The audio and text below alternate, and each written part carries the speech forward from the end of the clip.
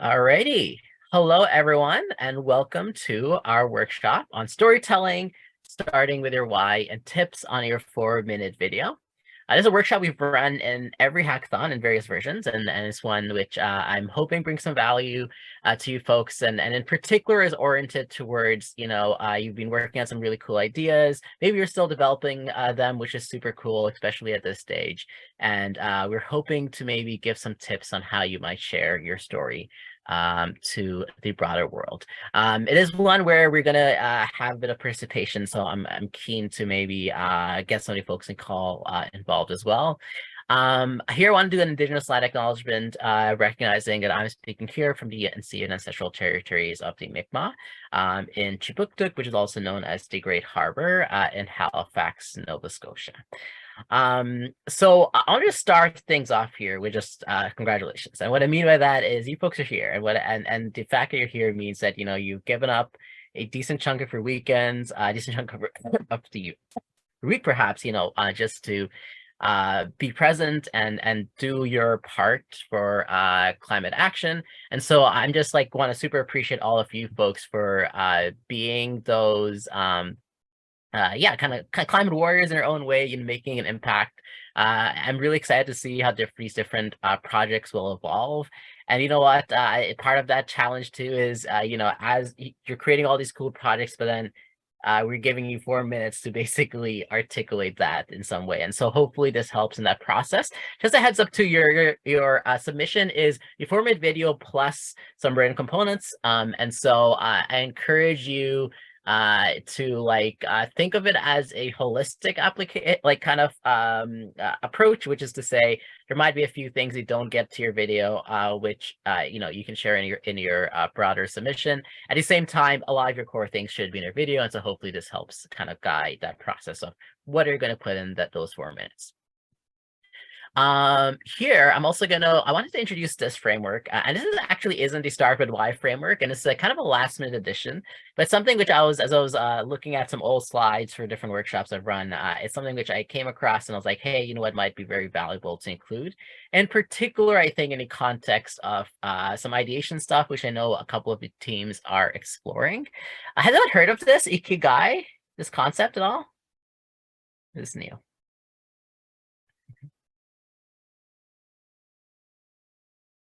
Yeah, go ahead, Ayumi. I am from Japan. Then Ikigai is Japanese word. Then I've heard that somewhere else.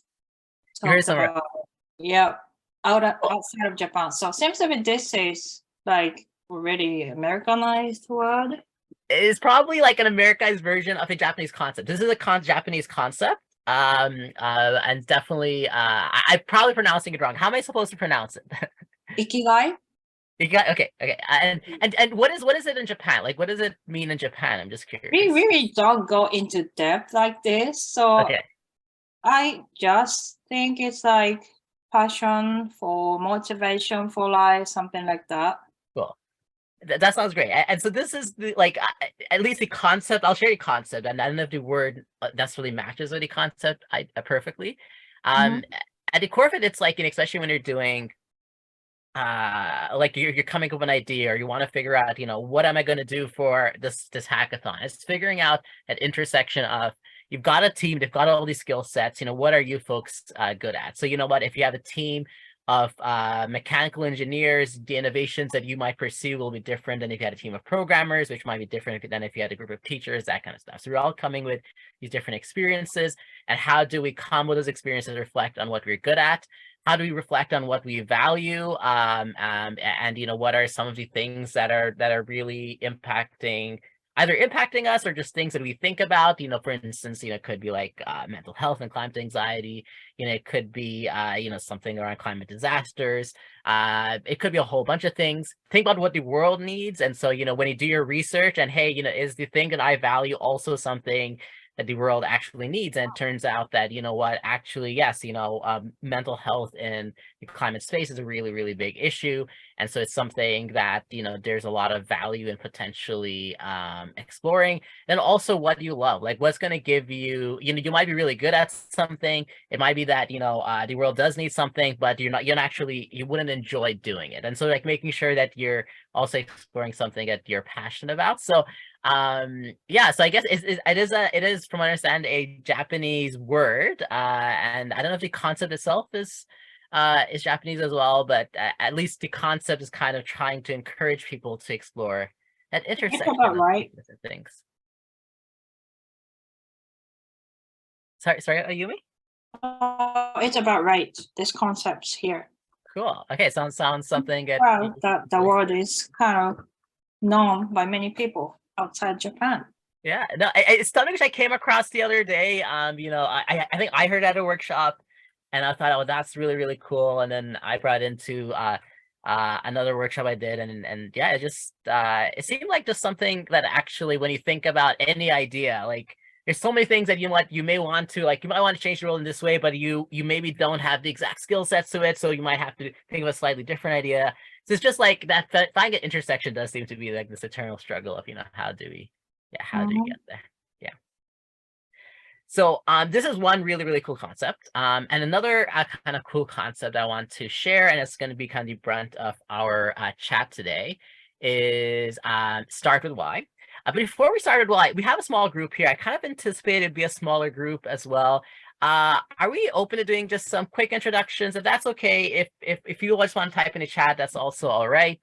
Yeah, basically maybe share where you're calling from, who you are, where you're calling from, and let's say why are you here in the first place, since we got started with why. So why did you join this climate challenge? And I want to get going. Artemis, Daniel, I'd encourage you folks as well. We have Sai joining us as well, which is exciting.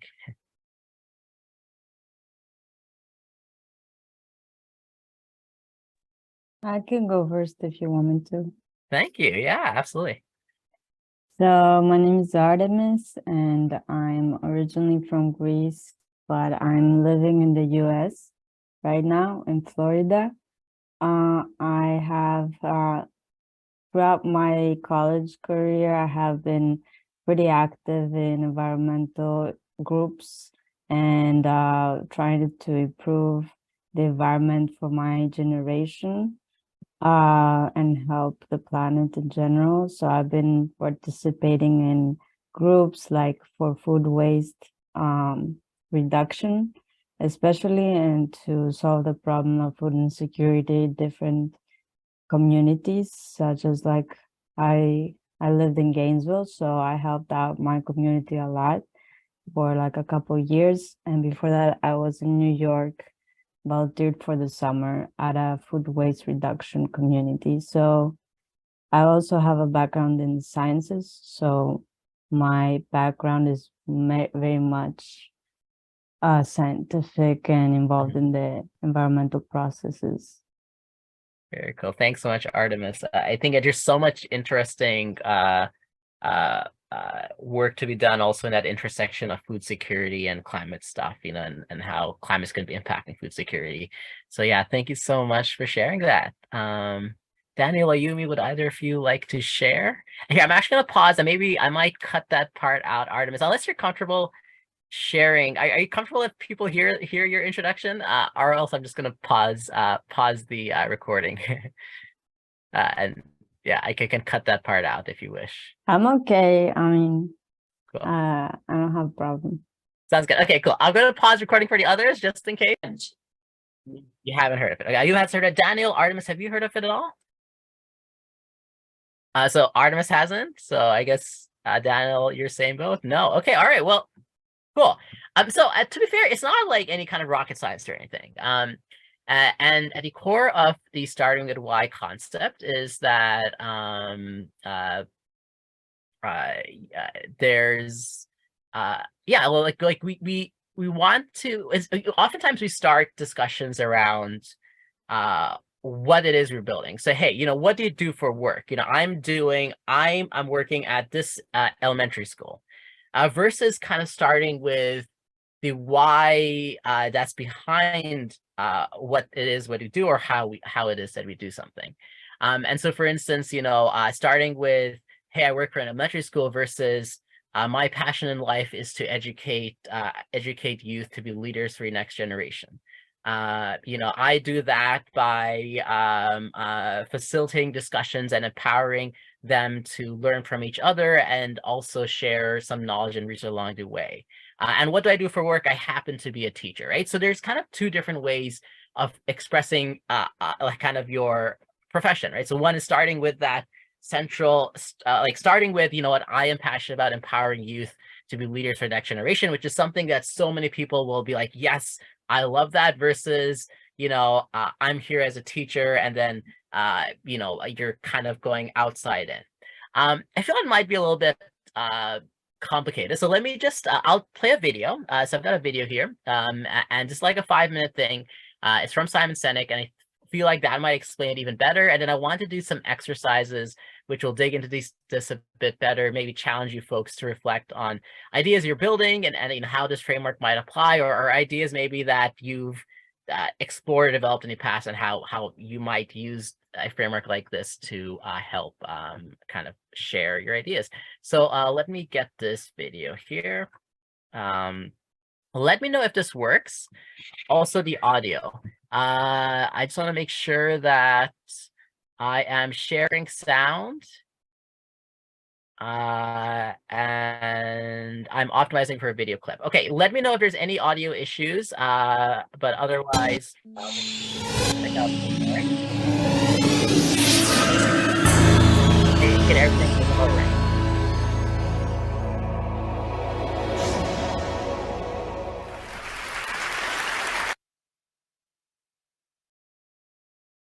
Oh, sorry, I paused there. I call it the golden circle.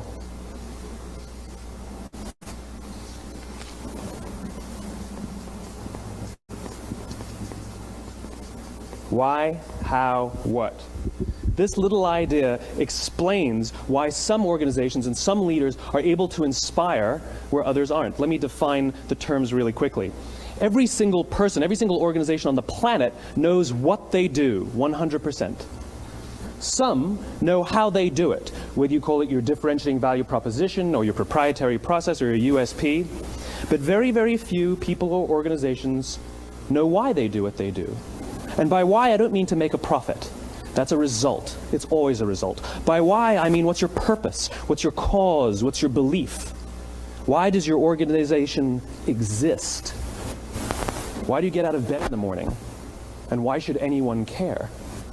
Well, as a result, the way we think, the way we act, the way we communicate is from the outside in. It's obvious. We go from the clearest thing to the fuzziest thing. But the inspired leaders and the inspired organizations, regardless of their size, regardless of their industry, all think, act, and communicate from the inside out. Let me give you an example. I use Apple because they're easy to understand and everybody gets it. If Apple were like every... I hear that the screen is cut in half and there's a rectangle blocking the top of it. Okay, okay, that sounds good. Let me, I have a solution for that. I'm just gonna play directly on the YouTube thing. All right, and we will go from there. And if it doesn't work, please just interrupt. Just like speak, okay? Just speak, because it's sometimes I can't. It's harder to monitor the chat while I'm screen sharing. But I'm just gonna do another screen share and just go directly screen share the whatchamacallit, just the YouTube video. So hopefully this will be better. Okay. Optimize for video clip. All right. Can I get audio confirmation? Just like yes, no. If it works or not, I'm gonna play it.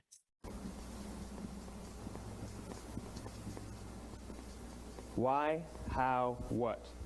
This little idea explains why some organizations and some leaders are able to inspire where others aren't. Let me define the terms really quickly.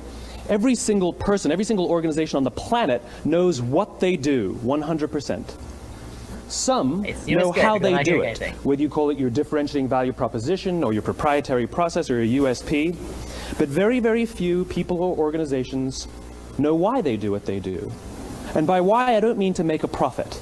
That's a result. It's always a result. By why, I mean what's your purpose? What's your cause? What's your belief? Why does your organization exist? Why do you get out of bed in the morning? And why should anyone care? Well, as a result, the way we think, the way we act, the way we communicate is from the outside in. It's obvious. We go from the clearest thing to the fuzziest thing. Artemis said you're still a rectangle, but it's not too bad. So that sounds good. We'll just kind of, we'll hopefully make the best of it, folks. I know some of the screen sharing is always a little bit tough. Just a heads up, if you do make a finals pitch, there's going to be an opportunity for a, what do you call it? Like a tech session. And I encourage you to be sure to go to those, because sometimes it's very frustrating when, especially for teams when they've worked so hard and there's some tech issue which impacts them. But anyways, it looks like things are working, so we'll continue. But the inspired leaders and the inspired organizations, regardless of their size, regardless of their industry, all think, act, and communicate from the inside out. Let me give you an example. I use Apple because they're easy to understand and everybody gets it. If Apple were like everyone else, a marketing message from them might sound like this: we make great computers. They're beautifully designed, simple to use, and user-friendly. Want to buy one? Meh. And that's how most of us communicate. That's how most marketing is done, that's how most sales is done, and that's how most of us communicate interpersonally. We say what we do, we say how we're different or how we better, and we expect some sort of behavior, a purchase, a vote, something like that. Here's our new law firm. We have the best lawyers with the biggest clients. We have, we always perform for our clients, do business with us. Here's our new car. It gets great gas mileage. It has, leather seats. Buy our car. But it's uninspiring. Here's how Apple actually communicates.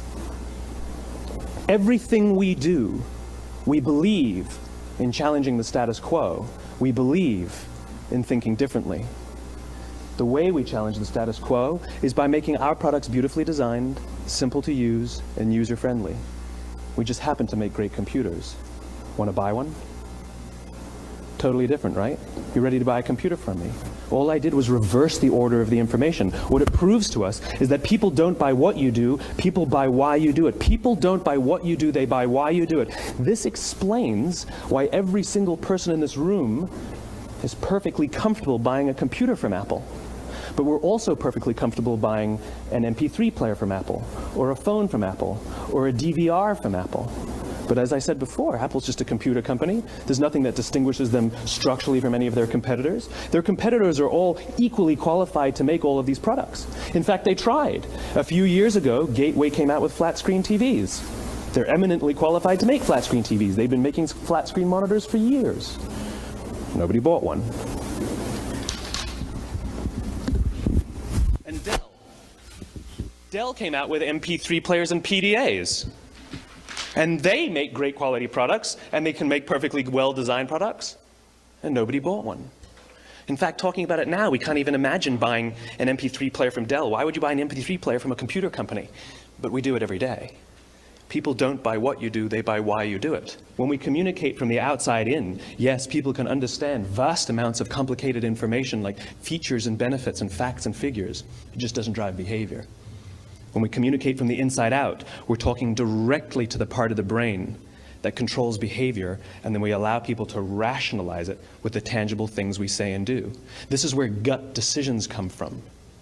Sometimes you can give somebody all the facts and your figures, and they say, I know what all the facts and details say, but it just doesn't feel right. Why would we use that verb? It doesn't feel right. Because the part of the brain that controls decision-making doesn't control language. And the best we can muster up is, I don't know, it just doesn't feel right. Or sometimes you say you're leading with your heart, or you're leading with your soul. Well, I hate to break it to you, those aren't other body parts controlling your behavior. It's all happening here in your limbic brain, the part of the brain that controls decision-making and not language. But if you don't know why you do what you do, and people respond to why you do what you do, then how will you ever get people to vote for you or buy something from you, or more importantly, be loyal? All right, so this is just a snippet of like a 17, 18-minute TED Talk. But yeah. Okay, so let's say we'll get you the video link, no worries at all. And yeah, maybe you didn't actually miss too much. Yeah, so it was just really the video and some introductions that we did. And there's going to be a recording of this stuff as well. That yeah, you're welcome to check out. So I guess question for you folks: what are your thoughts and any kind of things that really stood out to people? Or yeah, like what do you think of kind of what Simon Sinek was sharing there? So I have a question, like, is it meaning that we have to buy an emotions to the people, or we have to buy a solution to the people? What is your opinion? Yeah, so what it means, Swastik, is you can have you need to have a good solution, right? So you need to have something you've thought about it. But the question becomes, in a 4-minute video, there is an element of we need to appeal to someone, and this is something which I consistently saw when look, we had 40 plus people judge these different projects. Something to really think about is not just connecting people with, or not just saying that, hey, look at my cool solution. This is the problem here, like the facts and figures, but also like putting it in a story that's really going to compel people to want to support you and say that, you know what, of all the projects I've seen, your project is the one which I think is really, really, really worth supporting, right? So what it's basically saying is, in order to get buy-in from a larger community, definitely the facts and figures are important. It's important to weave those into your story. You want it to be credible as well. You want to actually be based in like actual science and stuff, but also you do need to think about how are we going to move people to care about whatever problem it is that you care about. So if you're passionate about something and you care about something, how are you going to share that passion to a broader community, and so that they also care about it just as much as you do? That's the challenge in a 4-minute video.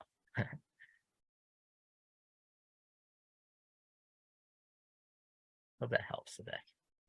Yeah.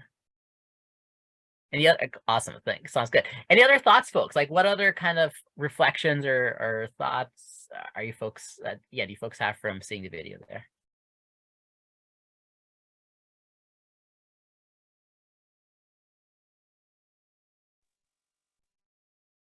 So in 4-minute video, let's say, should we have to tell the problem statement first, or then like why I am connecting with the problem, then our solution with features? Yeah. And is it good to go in 4-minute video, like a problem related to my stuff, Yeah. then This is a solution very with good the question. features? Yeah, very good question. So I will say that there is no one way to order problem, solution, team, and I'm going to share some of the other components you'll want to share in the video and all that kind of stuff. There's no one like kind of linear way to be like, this is the way to do it. However, oftentimes starting with a problem does help. It is a very effective place to start.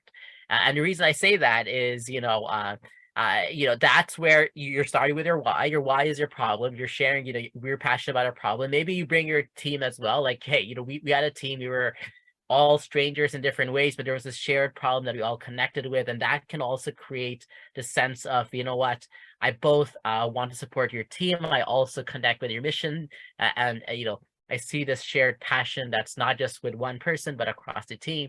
So there's no one way to order things. However, starting with the problem as a general note is often a good place to start. And it's probably the most common place to start in what I'll say are some of our better submissions, but like it's not the only way. I've seen some really, really great submissions where they start with the solution, and then I'd be like, hey, they might be like, hey, imagine if you had something that did this, this, and this. This is why you should care. Like I've seen ones which can work the other way. It's all about how you tell your story. But yeah, so oftentimes starting a problem it's a good place to start, but it's not the only pathway. All right, Celeste. Okay, cool. Alrighty. So So here, I want to do a little bit of an exercise here. So let me get my screen sharing going again. I shared, by the way, the video link if anyone's interested for that 5-minute thing. And I'll share as well the full TED link, but I have to kind of find that. So I'll find that later and then share that with you folks. Pass from there. So here's my question to you folks.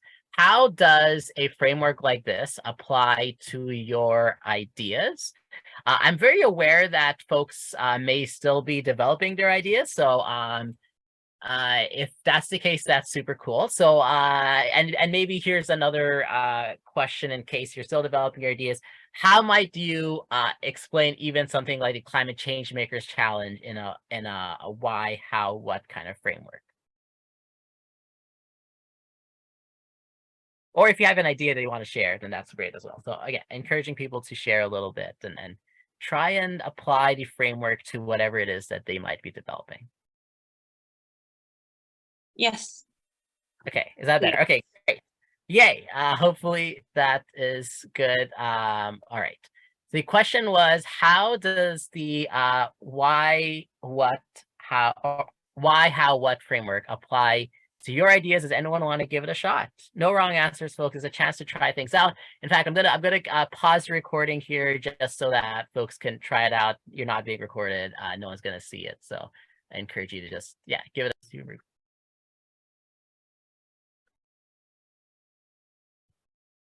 So the question is there any other ideas for how this might apply to your videos? Starting with the problem and making sure you put focus on that is definitely one good one that's being raised already.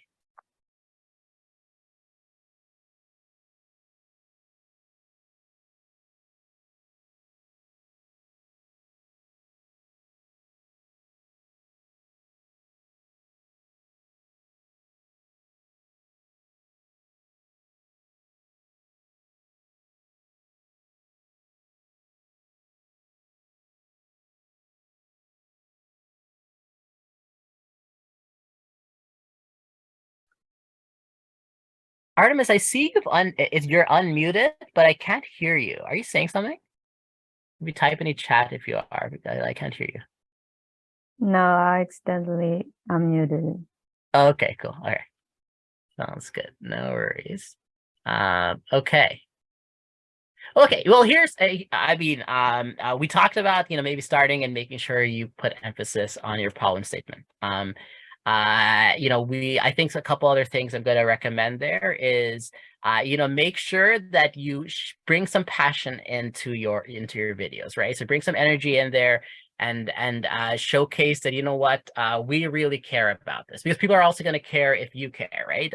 Versus, hey, here's just the plain facts about it. You still want to be informed by facts and stuff, but there's a way to put those in a very compelling story. And maybe the last recommendation I'm going to say around kind of bringing into this framework into your video is looking at how as well, like talk about your values and what are the different things that you want to make sure that your solution is accomplishing, beyond just solution itself or beyond even that why that we initially talked about. So like, again, part of the challenge with any kind of video is putting things in a compelling story. And if there's one big thing, it is story. And I'm going to really highlight, if there's one word I want to nail in to folks' head, it's the idea of how you're going to create a story in whatever video you create. I love Artemis saying, bring in visuals. I think that's a great idea. Also in your presentation deck, part of saying compelling, having a compelling story is having some maybe powerful visuals that will complement whatever you might be saying in the course of a video, but at the same time also not overpowering visuals. So for instance, when you have too many like a slide that's packed with too many details, that can sometimes be distracting and take away from that passion that you're talking to. So you want to be very strategic as well in how you're going to present that data and stuff that's going to back whatever idea it is that you're presenting. So I want to do a bit of an exercise here. Okay. So we're going to check back we're going to look at some previous hackathon videos and do a bit of a compare and contrast exercise. Specifically, I'm going to showcase 2 videos. So one is going to be the original Oath Project one from back in the day. So it's a little bit of a nostalgic one. And it's from the Hack the Earth Hackathon from 2020. Or 2020, or maybe it might have been 2021, actually. I think it's 2021. But in any case, we personally hackathon. It was like, it's a 3-minute video. And I want to encourage you folks to look at it and then tell me like what do you think worked well in that video and what do you think didn't work well. I'm then going to compare it to what ended up being the winning video, and you're going to see a bit of a different approach. I'm going to say that neither of the videos are like all bad or all good. There's just like good and bad things you're going to see in each, and my hope is that the exercise can help maybe nail down just some ideas of best practices that one might have when it comes to like creating an effective video. So let me do a screen share again. I might actually just play it directly on the what do you call it? YouTube, just so that just based on some of our experiences with that issue with the box. So hopefully it works. Please just unmute and tell me if it doesn't work. Okay, so I'm just going to pull this up here. And yeah, check out our 3-minute video in a second. Okay, all right, there you go. And screen share. Hey everyone, my name is Shipang Shu. I'd like to introduce you to the Oath. Our story today begins. 1 second. The oceans. There you go.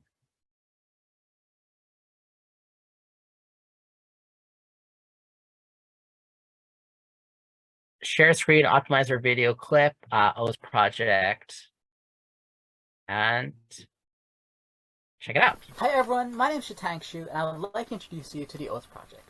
Our story today begins here, in the oceans, which is sadly home to no less than 150 million tons of plastic waste. That devastates so many species, but in particular this one, the leatherback turtle, an evolutionary marvel that has survived 116 million years, and yet today is among the most endangered animals on the planet. The challenge for this turtle is that it likes to eat jellyfish, but far too often mistake plastic bags for its dinner, leading to poisoning, choking, and even death. It was hearing this story 3 years ago I found myself wanting to make change, but I'm no engineer, I'm a marine biologist, and so I asked, what could I do? How could I help the turtles? And I made this commitment to pick up 1 piece of litter each day, maybe a bit more, which I have, proud to say, have done so far to date. Now, I'd like to think this made a difference, however small, but I stuck pondering this question. How do you get these small-scale actions to scale? How can I motivate others to do the same? Beyond just litter pickups, how do you get people in general to do small-scale environmental acts and come together, when added up, make such a difference? So here I was inspired by technology-driven movements like the Arab Spring, the Time's Up movement, or Greta Thunberg's hashtag Friday for Futures events. And inspired too by petition-making sites like Change.org. And so the idea was born, the Oath Project, where we use technology to drive change by having people commit petition-style to do 1 act at a time to help the Earth. Hashtag Take the Oath. So how does it work? Let's go to our website. The project challenges people to undertake a campaign. And each campaign challenges them to do a small act every day, every month, every year perhaps. It can make a difference, whether that is a commitment to 1 piece of litter each day or planting just 1 tree a year.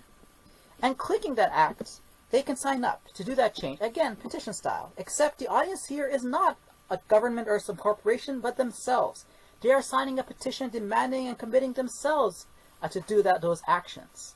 Then there's the hashtags, getting friends to share, tag, and more, and our mailing list where we check in to hold people accountable to their promises, offer opportunities so that they can help us together decide on what the next Oath project is to take, 1 that we choose each month together. But this is what gets me most excited, this calculator here. The impact calculator. For truly it can be seen that 1 piece of litter might not make such a big difference. When 3,000 people commit to it, that can amount to 50 tons diverted in a decade. And what if we got to have 1 million? Well, then we're talking about tons diverted in thousands. This is a way to embrace collective action.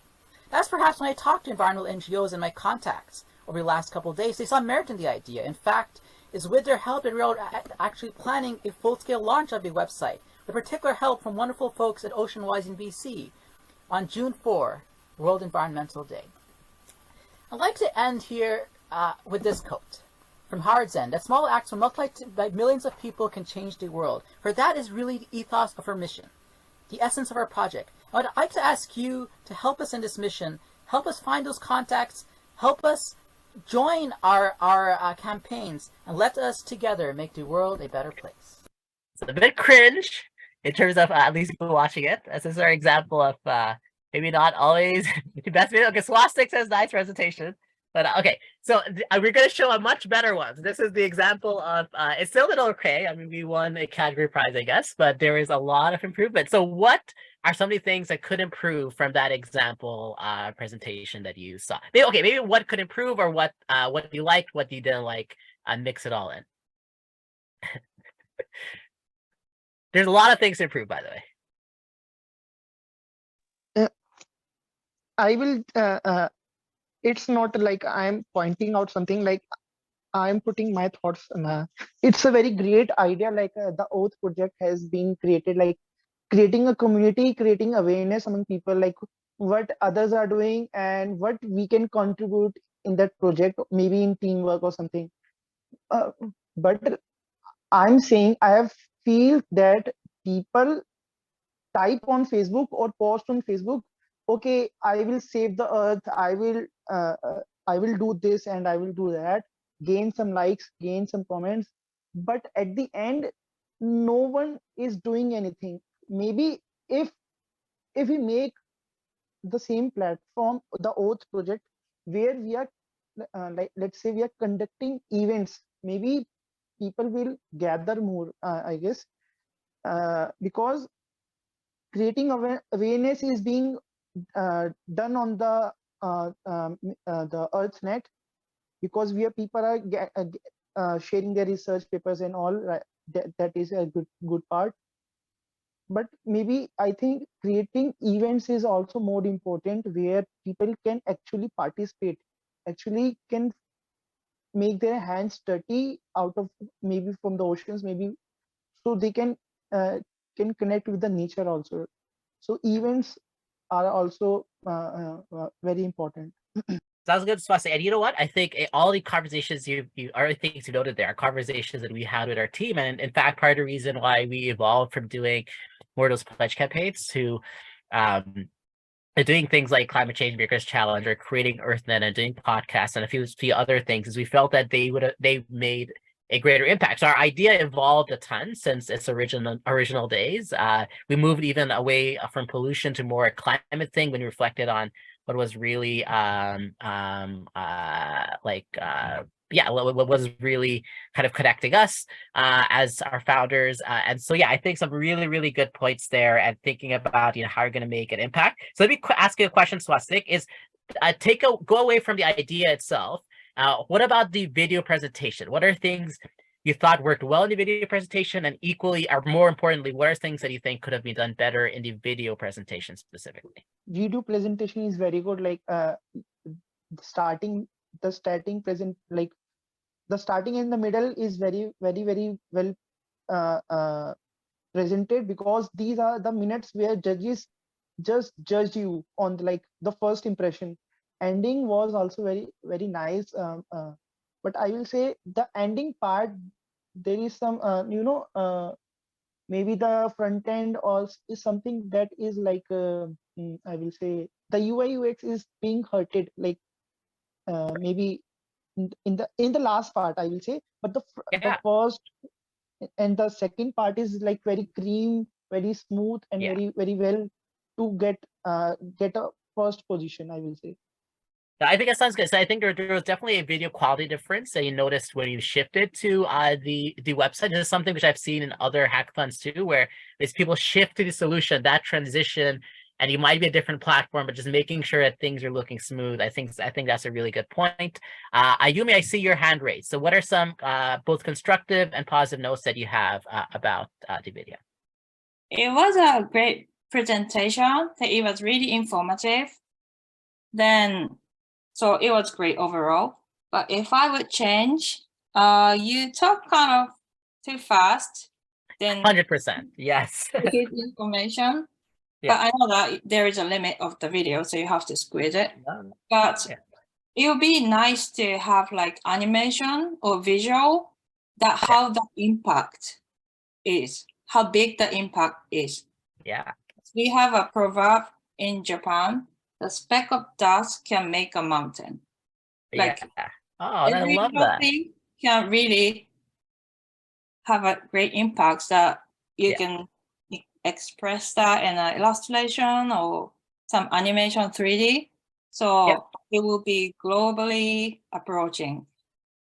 I think that's fantastic advice. So I think I'm someone who talks fast naturally, and it's something which I sometimes have to work on. You probably need presentation here.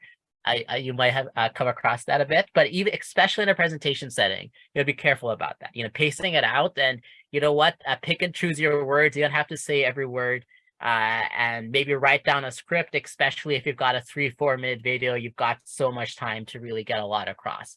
And so, yeah, I think 100% too, there was a bit too much stuff there.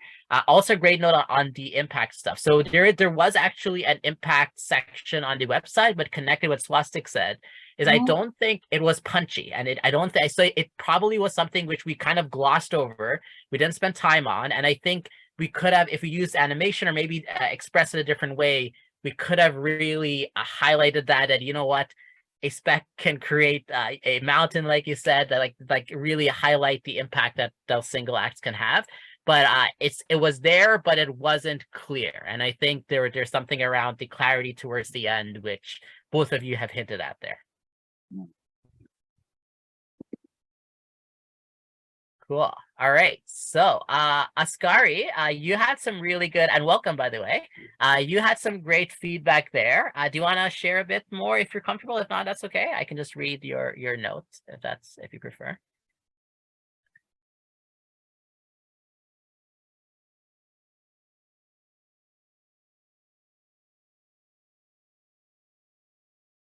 All right, I think I'll just read it. So Askari's note was making it a bit more emotionally compelling. So I'll say I don't know about sensationalizing per se, because you want to be true to like how you're feeling about it. But yeah, like maybe there was if you look at the video which you're going to see next, you're going to see like the emotions are even more.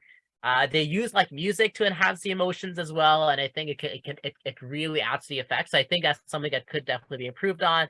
No worries, Askari. I completely I've been in the same position where like, oh, you don't want to participate, but I can't really say anything right now, so that's super fine. But yeah, I like Celestic's recommendation. You know what? Get him to join the call.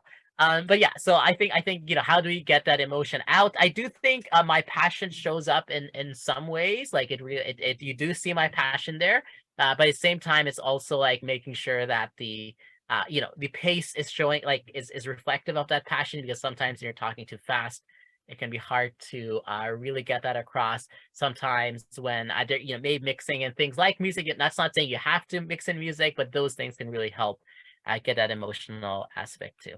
And Artemis, you talked about market research and background data. Are you open to expanding a bit? I think it went by a bit fast. I mean, it touched upon it, so I think a lot of people can relate to the specific problem. But there wasn't a lot of data. A lot of the pictures were going fast with petitions and everything, so we didn't get to focus on that a lot. Absolutely, yeah. And so this is where part of your challenge is, yes, you want to be passionate, but like you also want to back it up with data. So how are you going to in that compelling story, how are you going to make sure like bring in these different components to like really enhance your story? Keep in mind, there's some judges for whom it's more about the emotional piece. For some judges for whom, what, they're looking for the facts and figures and all that to back that up, right? So you want a little bit of both, and a strong, compelling why will have that balance of, you know what, there's the emotion to what one of Swastik's questions earlier, but you know what, you also demonstrate that you've backed that emotion up with market research, you back it up with actual like scientific research, here's some data, all that kind of stuff. So I think all that being super important. So really, really great feedback, folks. Here is the winning project. Okay, so I'm gonna share another YouTube video. Please, again, same thing as before, to just kind of let know in case there's any issues with hearing it. Okay, so just give me a second, let me pull it up. And I'll be very quick because I know we're running out of time here, but that's okay. All right, there you go. All right, just imagine there, blah, blah, blah, blah. Okay, screen share screen. YouTube, there you go. Let's start from the very beginning. Let me go maximize.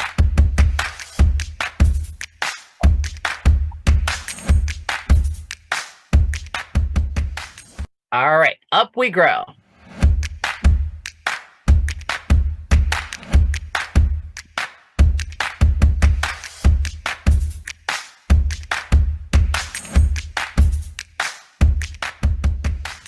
We've created a volunteering service called Up We Grow that connects people who want to donate their private land to volunteer gardeners who want to provide their gardening expertise. We then connect the gardeners and landowners to various food drives to donate the produce in the local Waterloo area to organizations like Community Support Connections, Cambridge Food Bank, and Food Not Bombs. Users are prompted to select whether they are a gardener looking for a garden or landowners looking for gardeners, or if they already have an account, they can simply log in. Let's make an account as a gardener. Before moving on, the app presents a native land acknowledgement to the user.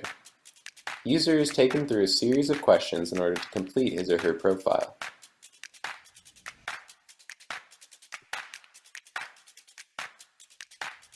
Once the account is created, the user sees their info laid out on their profile page. Next, onto the Schedule tab. Here the user can see the available times to work at a garden. The user can also tap to sign up for one. This feature is tied to a database, allowing the organization to add new time slots, as well as view the gardeners and landowners who have signed up, which is essential for the matching process. This brings us to the last tab, the Matches. Here the user can see the garden that they have matches to volunteer at. In this demo, the user matches with Sally Baker, a gardener near them in Waterloo. The scheduled time is 12 to 3 p.m., as was the time slot selected on the Schedule tab.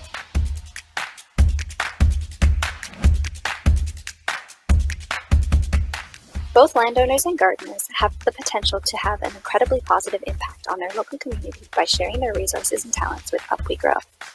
In an average beginning season with just 25 volunteers, of which 8 are landowners donating land and 17 are volunteer gardeners, Up We Grow could feed as many as 132 community members, watch 8 beautiful gardens flourish, nurture 709 plants, convert 22 square meters of otherwise uncultivated land to profitable gardens, and reduce the need for at least 16 transportation trucks.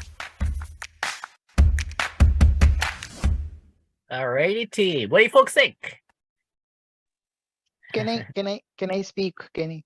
So first of all, if we go into the technology part, the font is being hurting in the eyes. Like they have used a font which is not a trustable font. If you are going to the business, fonts, 100%. Think about fonts.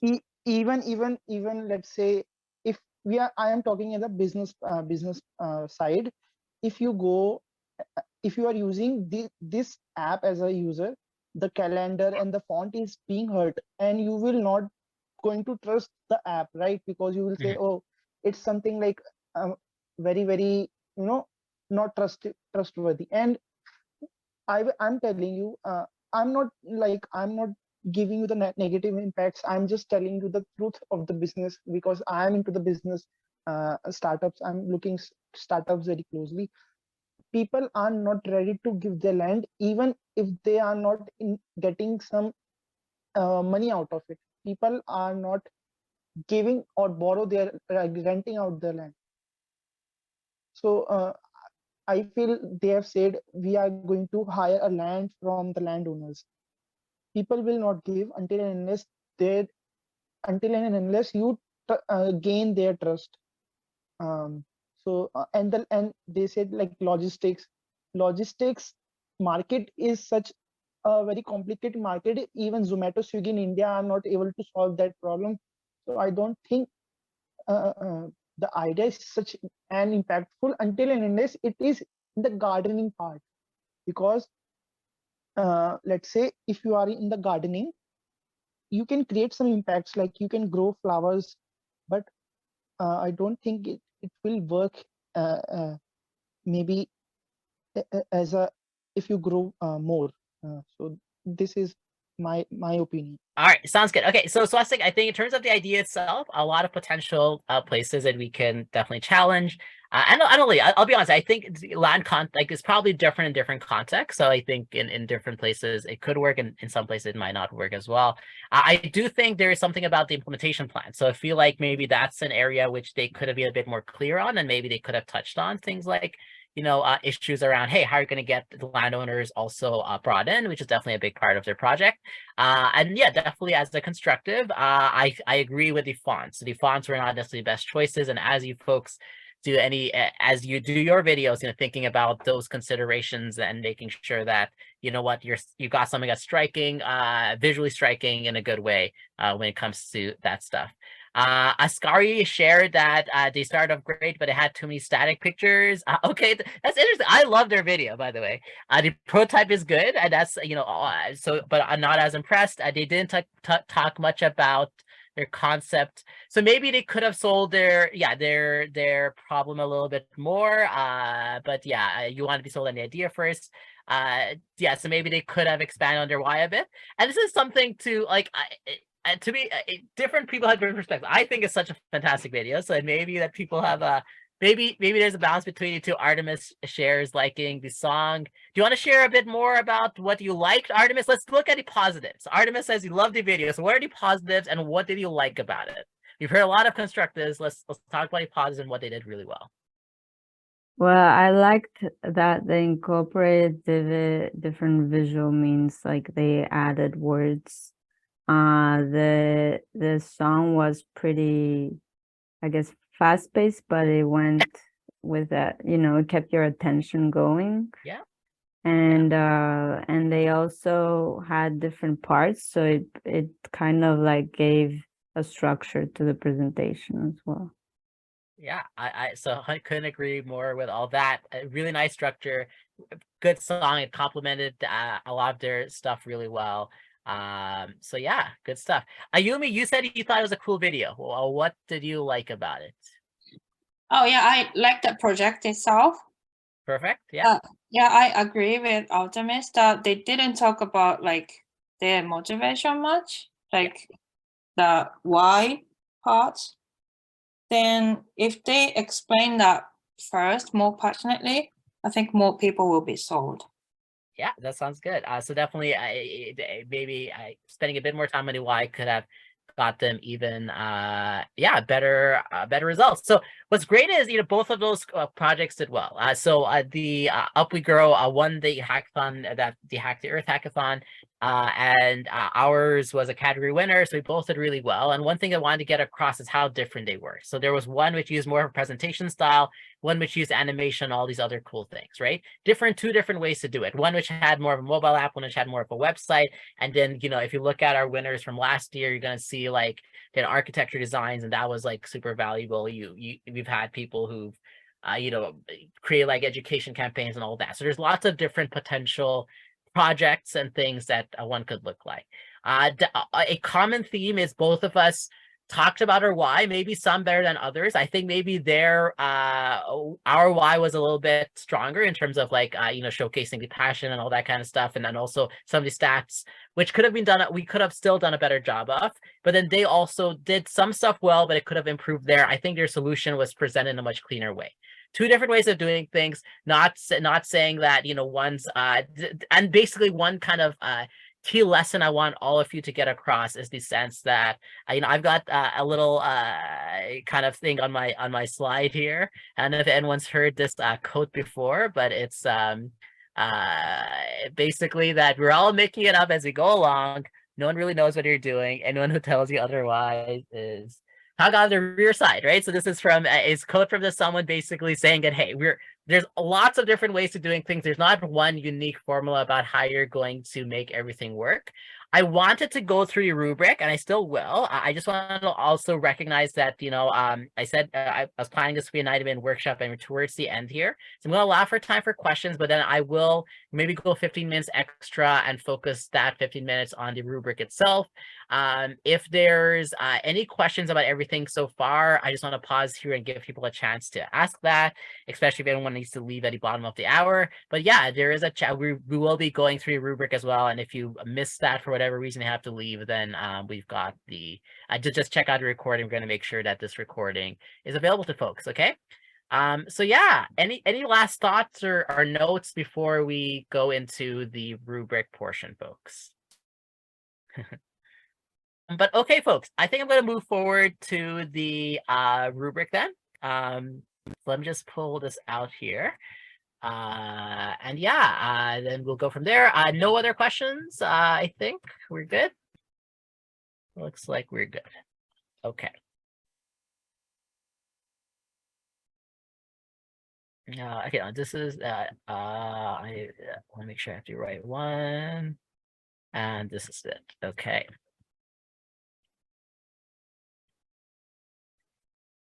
Alrighty, another screen share.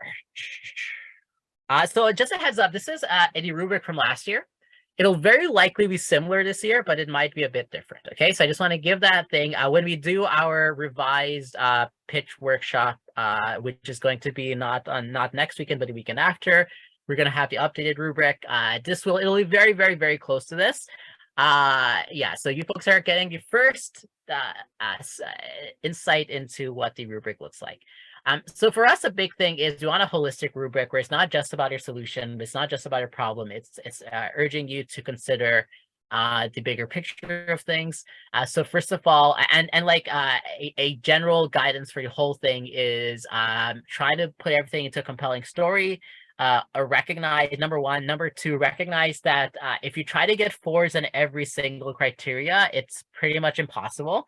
And I strongly recommend that you just do your best at kind of sometimes you have to pick and choose how you're going to make the most compelling story. It means that you may need to focus on some things a little bit less, and that's okay. So if you try to get 100%, you're probably not going to do as well as, if you took this like a more balanced approach and recognize that, you're not going to get 100% everything.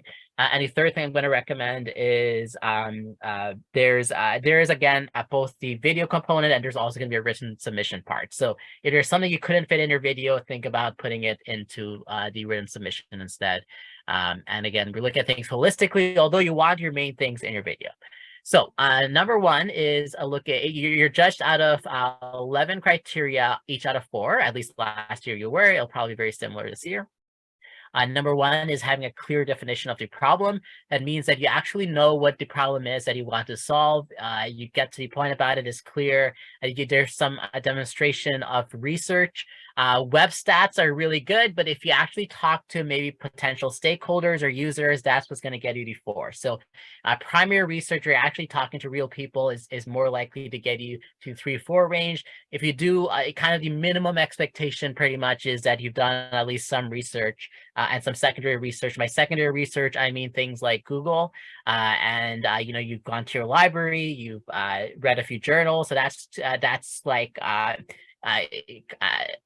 least do that. And then primary research, I mean you've surveyed people, you've talked to potential folks you might be helping, you've got some quotes from stakeholders, that kind of stuff. So that's what's going to get you more in the 3-4 range.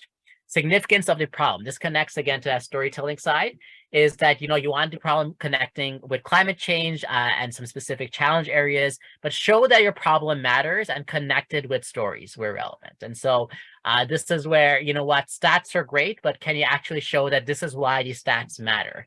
It's not just about, here's this big number, it's about the stories behind the number. And so the significance of the problem is, again, where something that we talked about connects with that why question that we raised. A clear definition of solution. And what we mean by that is think about how are you going to go about solving the problem? And you've actually, sometimes what I find is people have a million different solutions that they talk about, that they're thinking about, and actually narrowing them into this is actually what I'm doing and how I'm addressing a problem can be a little bit difficult. So especially if you've got lots of ideas, think about, what is it, like show the focus that this is how I'm going to address the solution.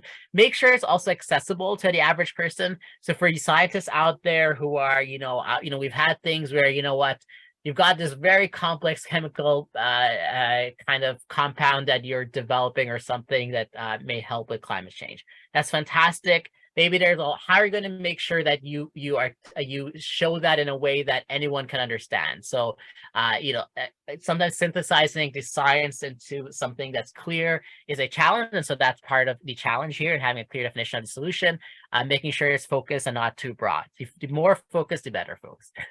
Problem solution fit. So does the solution actually address the problem?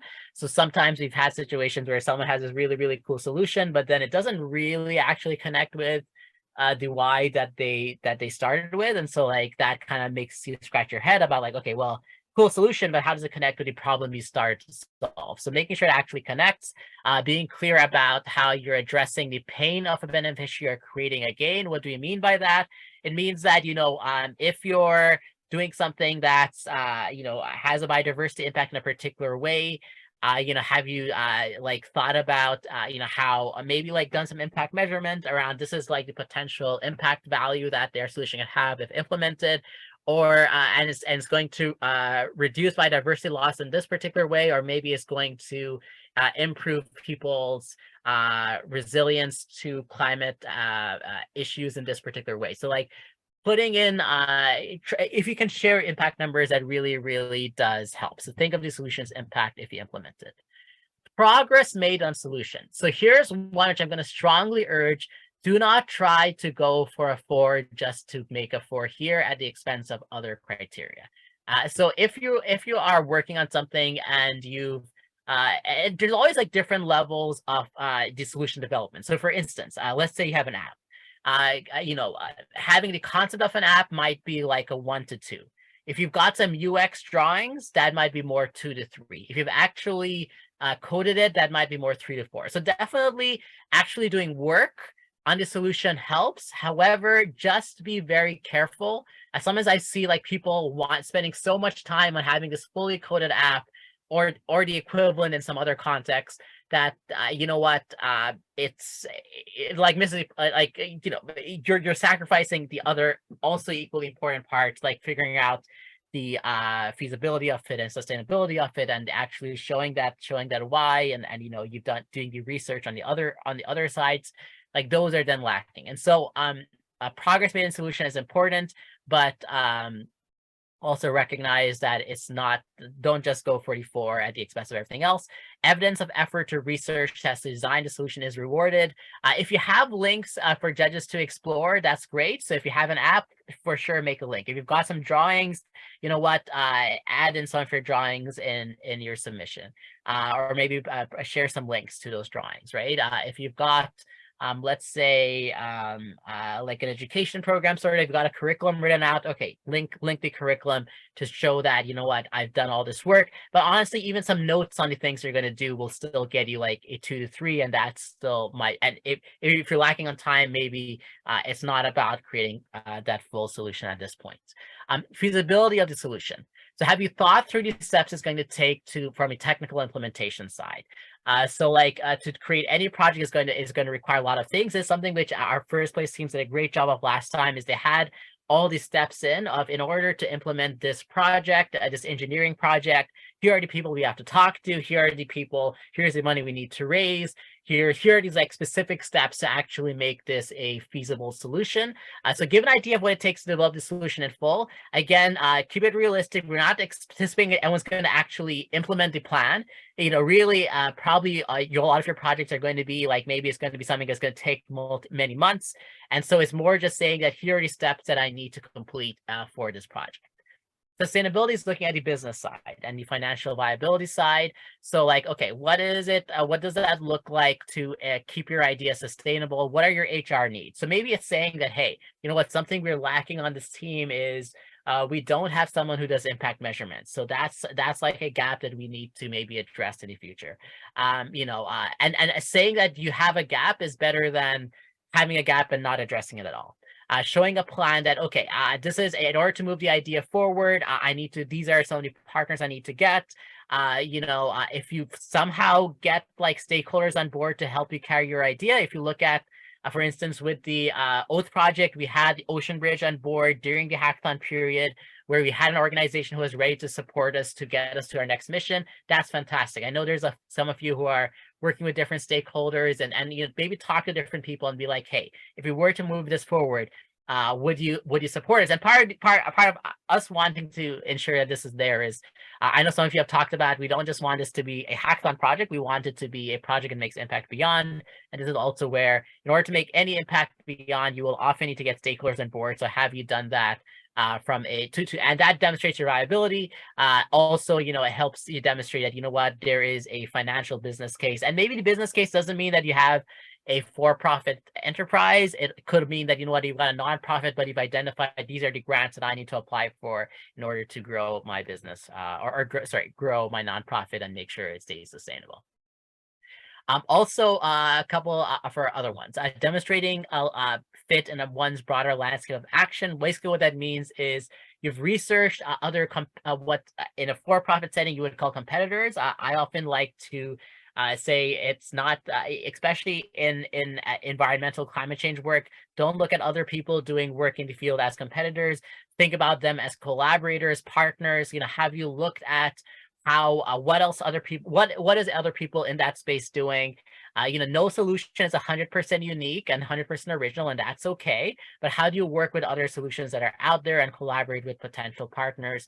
How do you fit into the broader landscape? I love Swastik that you're bursting with ideas, so that's awesome. So now think about, maybe one way to check your idea, Swastik, is looking at what have other people done, and where are the gaps, and where can I innovate? How can I support other people doing excellent work in the field? So it's not just me repeating a project, but it's also me, maybe supporting some of the other projects that are happening in the space, because there's some gap, which if I did this, it would really support them. Consideration of gaps. This is actually, let me put so what this means is not looking at external gaps, is looking at internal gaps. So this is where we want you to tell us that my team is imperfect for this reason. There's a gap. There's someone that we need to get. We want you to say that these are the things we need. So this is a chance for you to say that, hey, the part of the reason we applied to this hackathon is, or to this climate change challenge, is because, we've got these ideas, but we need some funding support to get us to the next level, or we need mentors in these areas in order to get us to that next level. So no solution is perfect. There's something you might need. Identify gaps or implementation plans that may need to be filled. So think of the challenges in making your idea a reality. Team cohesion. So this is where your team is really important. You've got some incredible people on your team. How do you celebrate the diversity of skill sets and backgrounds that each team has? Why is your team worth backing? So this is where, stories come into play again. And, again, with that why, what is it that united your team and got everyone passionate to work on a particular problem? How did you come together? A lot of you came as strangers, but a lot of you also came as groups. And maybe there's someone on your team, you're the person pitching, and you recruited a whole bunch of people. So, how is it that, everyone in teams coming together? What are the different skill sets we have? I've got a programmer here, I've got a business person here, I've got a UX designer here. We needed all of them to bring a concept to life. We needed someone to make our video, we needed someone to do the research, we needed someone to actually build the thing, and so everyone had to do something. So how did your team come together to bring any concept to life? Quality of the video pitch. So this is where how do you weave different presentation elements to a strong, coherent storyline? You can, again, see story is coming up again here. How do you create a strong story with all these different elements? How do you connect with the judges and audience at the human level beyond the technical business side? So, sometimes I see in business competitions, it's all about, show me how you're going to make money. This isn't about that, right? This is about show me why you care, show me how you're going to make impact, being clear in the delivery as well. So this is where, that was one of the weaknesses in my pitch, if you recall. I was speaking too fast. So making sure you're pacing things in the right way. So that all of that accounts for 44 points in total. And then you've got the four lenses. The four lenses being an equity and justice lens, a practical lens, a scientific lens, and recognizing intersectionality. We've shared a little bit of this in the info sections, but very high level. Equity and justice is basically saying, but to be clear, these lenses are things that every single solution needs to think about. So you want, and no matter what solution you're creating, whether it's like the most technical solution ever, or like it's creating a political movement or something, or creating like a hashtag social media campaign, whatever it is that you're creating, think about how it's going to impact, or think about these lenses in developing it. Number one, equity and justice. How is it going to impact different communities, especially marginalized communities, and those have been impacted most by climate, especially if they've been historically marginalized from decision making. Thinking about their things like indigenous and racialized groups, folks from different parts of the world that are non-Western nations and that kind of stuff. I think also about your solutions' impacts on generations in the future. So again, how does it impact people beyond the immediate group that you're involved in and you're looking to work with? A practical lens. So this is where, think about, it's good to dream, but also think about how you're going to make your idea realistic. So what are your timelines for actions? Showcasing your implementation is going to be valuable here. Do you have like a real sense of what it's going to take to make your project a reality? And that often means starting local. I believe it was Daniel who said, local communities, and wanting to work with local communities. So like, having that, it demonstrates a practical lens. And I want to change the world, but you start changing the world by changing your community and going from there. And so it's good to have big dreams about all that's possible, to also ground those dreams into action and realities of the present.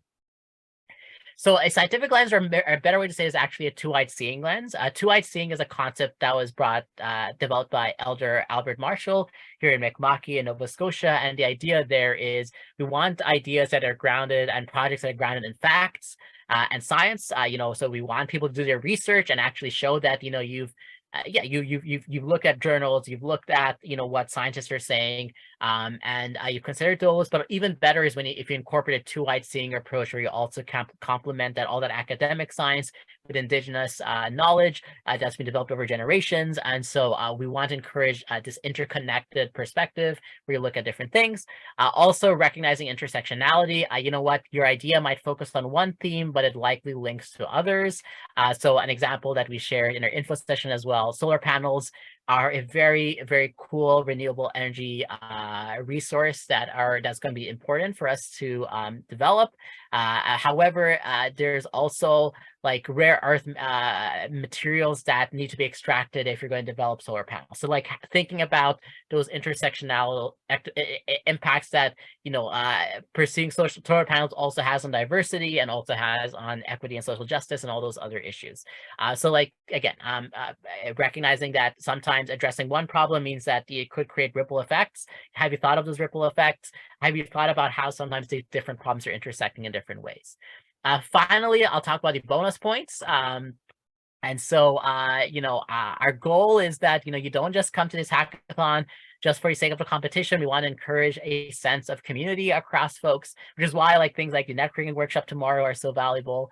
And we want to encourage people to attend these different workshops and activities. We're hoping that, there's going to be opportunities to learn, and no matter who you are, through those things. And we've got a lot of different things on offer, as you can see. There's up to 5 bonus points that you can get. One for joining in on the various workshops, as well as, joining in on mentorship.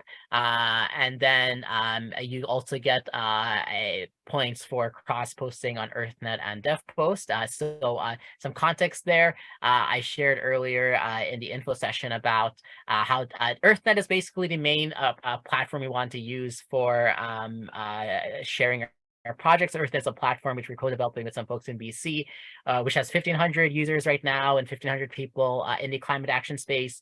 It's also got 500 plus organizations in that space, and we're trying to trial out a few, are kind of a place where we can also capture the various projects in this space, so that we can get a better sense of what's going on and ultimately accelerate climate action, have different projects sharing their work, not just in terms of the hackathon itself, but also with the hackathon and things outside the hackathon. And so this is one where we're gonna, EarthNet is basically the place where the judges will see your project, and that's the main place to post. But then if you cross post on DevPost, then you get a bonus point. Reason being that, DevPost is still a valuable place for us to refer folks, who want to see previous projects. It's also a place where we can be like, hey, these are the winners of our hackathon, and give you all ribbons for those who do end up getting prizes in the hackathon.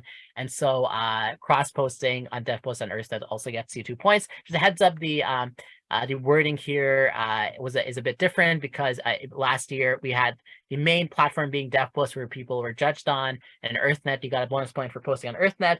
This time you get your main platform is EarthNet, you get a bonus point for posting on DevPost. There will also be a Google form where, so at the end, we're going to give you a Google form where basically you're going to say that, hey, these are the workshops I attended, and here's a code which I'm going to give you folks in a second after I stop the recording, because if you're not live in person, you don't get the code, but then we use that to verify your attendance and stuff like that. So that's a bit of the rubric, folks. I'm going to leave the last couple minutes before we get into 5 Eastern for questions, and I'm going to happy to just hang around a bit if people have further questions. So that's a lot of information. Thank you so much. I'm going to stop the recording here. But it's really, really awesome to have you all here. And yeah, excited to have any questions. And I'm going to share the code in a bit for all of you who've been patiently waiting. So thank you all. Bye.